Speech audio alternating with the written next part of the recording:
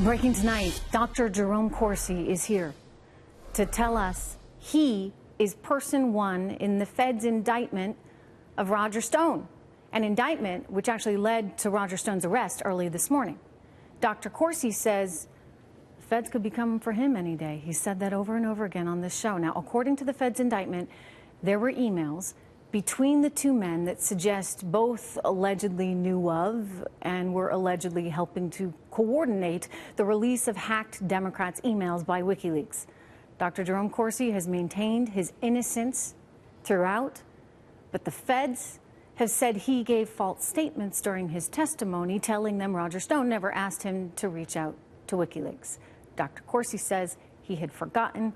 Here with me now to explain, Dr. Jerome Corsi himself in his first interview since all this news broke. Good to see you back on the show. Thank you, Trish. All right, we got emails today showing that Roger Stone asked you about WikiLeaks repeatedly and suggested that you work with an associate overseas in the UK, apparently Ted Malloch, to somehow get these emails to Julian Assange at WikiLeaks.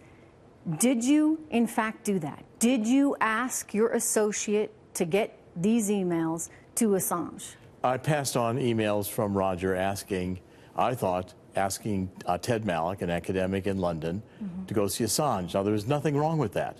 That's not a crime. I did my doctoral dissertation at Harvard on the Pentagon Papers case.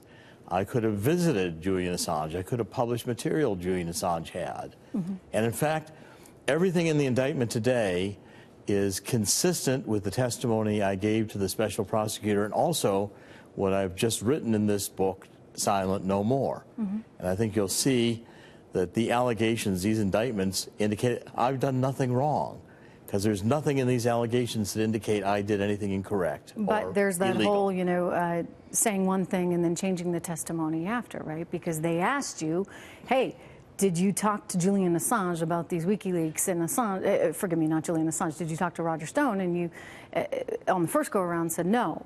Well, Trish, if you remember, we discussed this at length before, and it's in my book as well. First day testimony had not looked at my 2016 emails. And the special prosecutor said, did you want to send anybody to see Assange? I said no.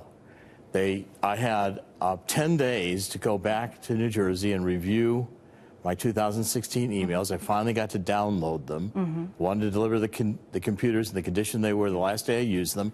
I found the email in question. The special prosecutor gave it back to them. And the special prosecutor, wait a second, Trish. The special prosecutor allowed me to amend that testimony. So the amended testimony is actually reflecting that I did acknowledge after I saw the emails. And by the way, you're saying you were person number one, so right, you've been full disclosure on that front. But let me ask you about something. But see, that was a memory mistake. That was not the crime, which is willfully and knowingly. I can sometimes, I forgot it was Friday today. And they allowed me to amend the testimony, Trish. That's good. Let me ask you about whether or not you're concerned about what Roger Stone might do or say, because full disclosure, he came to us and he wanted to be on this show, and he wrote to us saying, and I quote, "As you know, Dr. Jerry Corsi has now appeared twice with Trish Regan. Unfortunately, in both of these broadcasts, Dr. Corsi said things about me that are demonstrably untrue. I think it only fair that I have the opportunity to present my side of the story, as several of the things that Dr. Corsi has alleged are defamatory." I actually don't remember you saying anything that would have been seen as defamatory against him at that point.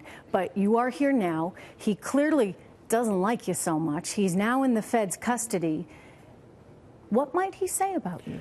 I have no idea. I can't predict what Roger's going to say. I think it's unfortunate that he's making these statements accusing me of lying, etc. I think it's Roger who is being defamatory towards me. But again, my attorneys will deal with that next week in discussions with InfoWars, which we're scheduled to have. What do you think Roger did? I mean, did he have I don't know, Trish. As far as I know, I mean, I don't think Roger ever established, but I don't know what he did with WikiLeaks. I can only tell you that I never had any contact with WikiLeaks. That's consistent with what I've said from the very beginning. I never had And I don't know Julian Assange. I've never communicated with him directly or indirectly.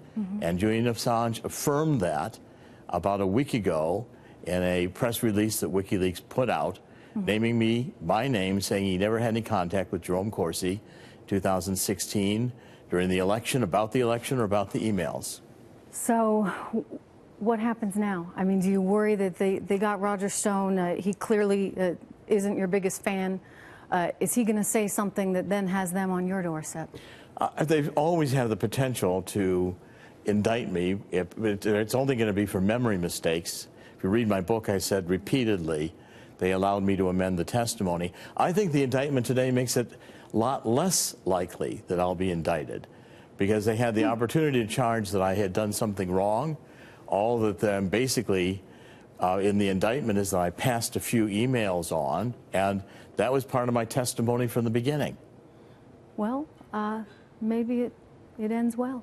I think this is a very positive development for me. I feel Roger has been badly treated with this dawn break-in to his house, Gestapo-like. And I pray for Roger, and I'm sorry to see him have to go through this. Roger says he's confident he'll win the law case. Okay. And I'm confident I've done nothing wrong.